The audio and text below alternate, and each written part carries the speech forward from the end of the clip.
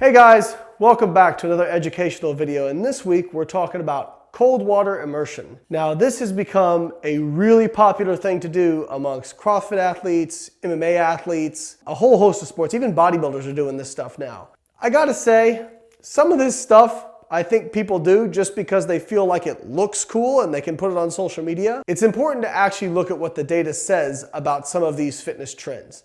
Now, there is some good support to using cold water immersion to decrease delayed onset muscle soreness and help you recover for another exercise bout. So they actually show that if you're really sore or you've got some aches and pains, the cold water immersion may help attenuate some of those aches and pains and delayed onset muscle soreness.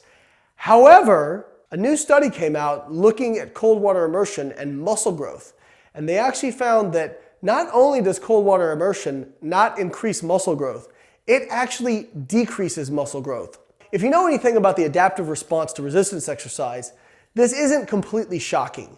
And the reason is, a lot of times what helps you recover rapidly for another exercise bout actually may blunt the adaptation to exercise bouts, meaning you'll be less sore and you'll be able to exercise again sooner, but you won't get the same adaptation or growth response that you would if you let yourself go through that process. So for example, there was a study done looking at ibuprofen and inflammation and muscle growth where they gave, I believe it was 600 or 800 milligrams of ibuprofen per day to healthy adults. And they found that it actually blunted muscle growth. Funny enough, when they gave ibuprofen in the same dose to elderly people, it actually enhanced muscle growth. Likely the reason for this is that there's an optimal level of inflammation that the body requires in order to optimize muscle growth. In elderly people, their basal levels of inflammation are higher than young people.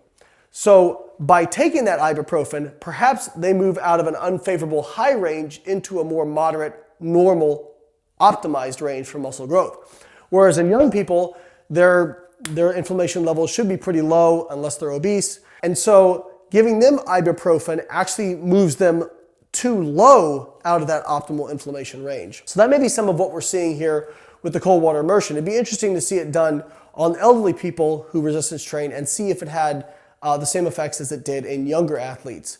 So I'm not saying that you should never do cold water immersion. What I'm saying is that if muscle growth is your primary focus, you probably shouldn't use it. The times I think it are appropriate would be for example, a powerlifter in a peaking phase for a meet where muscle hypertrophy isn't the main driver.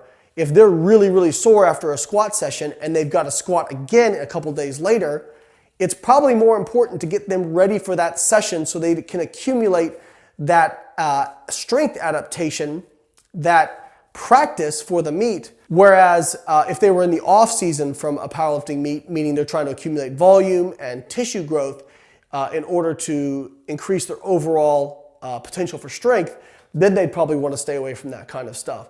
Same thing for an MMA athlete. They're training really hard. They're usually calorie restricted, trying to make a weight class. They may not be recovering well after an exercise bout or after all the cardio they have to do, and they've got to go spar, but they're really sore and it's impairing their performance. Then maybe cold water immersion makes sense.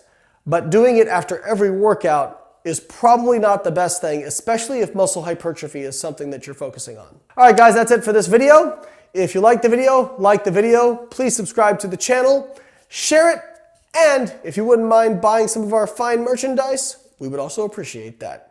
You guys have a good week. Hey guys, thanks for watching my video. If you like these videos, please click the links in the description to check out some of my educational books where you can learn more about fat loss and contest prep.